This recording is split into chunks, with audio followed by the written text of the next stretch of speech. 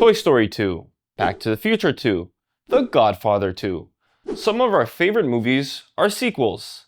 But then something like Cars 2 comes along, and well, no one remembers it. Hey, I'm Nicholas from Rtings.com. Today we're going to compare two 4K 27-inch gaming monitors from the same lineup.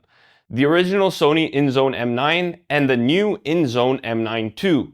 Because they pretty much have the same name, we're just going to refer to them as 1 and 2, or first and second. So is there any difference between them, and is it worth upgrading if you already have the original?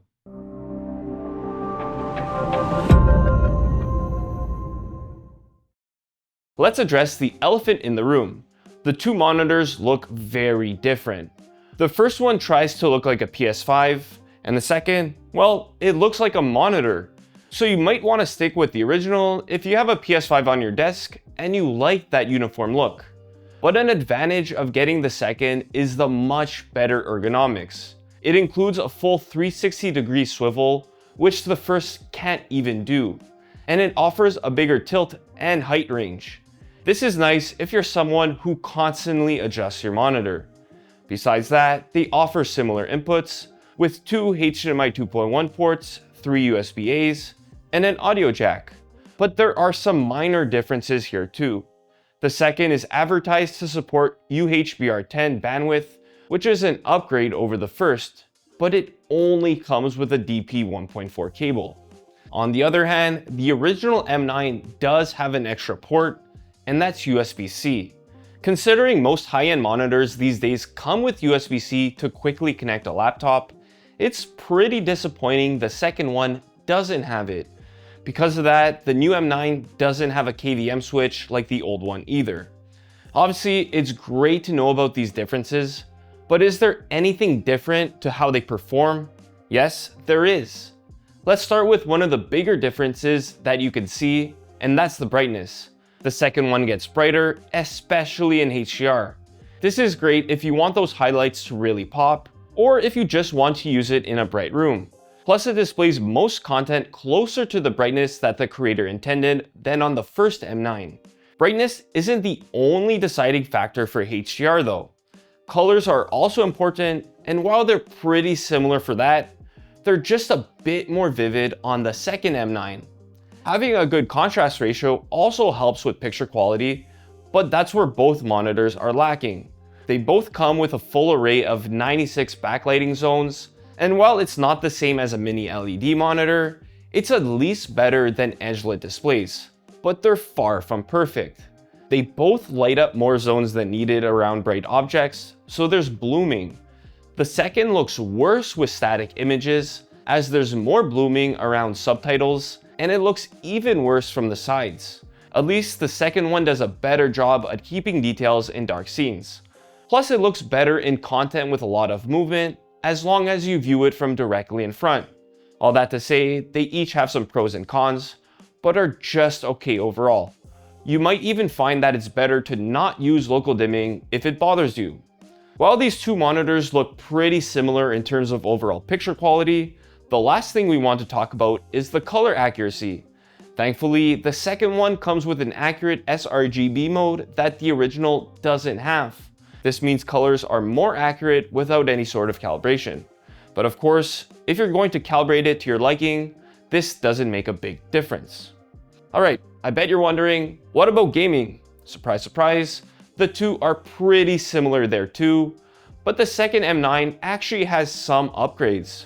For starters, it has a slightly higher max refresh rate, 160Hz over DisplayPort or 144Hz over HDMI. It's not much, but it's honest work from Sony.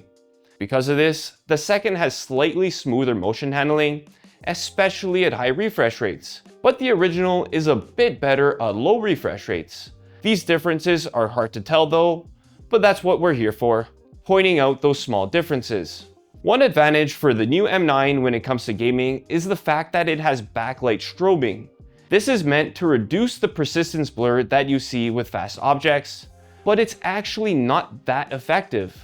There are 3 options that you could choose from, and the more aggressive ones cause image duplication. Plus, you could only use it with 120 or 160Hz signals, and not at the same time as VRR. So yes, it's nice to have, but not that useful. So with all that said, is the second coming of the Sony INZONE M9 a real improvement on the first? And is it worth upgrading?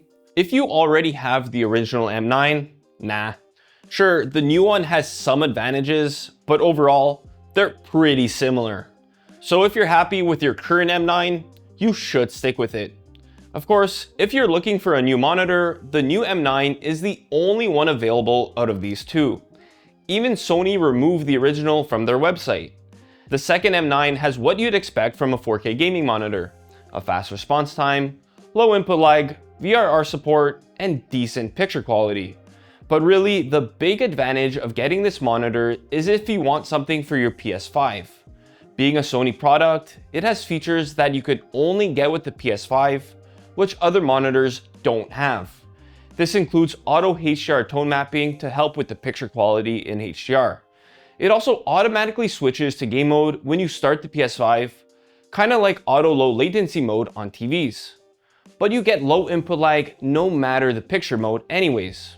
That said, if you don't need a monitor that's advertised to be perfect for PS5 like the M9 II, there are other options you could get with better picture quality. The Acer Nitro XV275K has mini LED backlighting with better local dimming, and it gets even brighter. Plus, it has a few handy features like a USB-C port and KVM switch. It's not perfect though, because it has higher input lag at 60Hz than the Sony.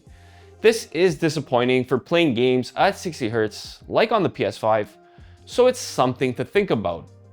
That's all for the comparison between the new Sony INZONE M9 II and the original Sony INZONE M9. If you want more details on the monitors, check out our written reviews on the website. The links are in the description below. Until next time, I'm Nicholas from Rtings.com, where we help you find the best product for your needs. Ciao. The original Sony INZONE... I said the exact same thing during the read-through too.